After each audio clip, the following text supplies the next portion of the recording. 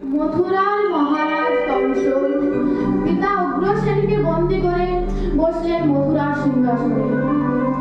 একদিন মহারাজ কংস সিদ্ধান্ত নিলেন তিনি দিগ্বিজয়ে যাবেন।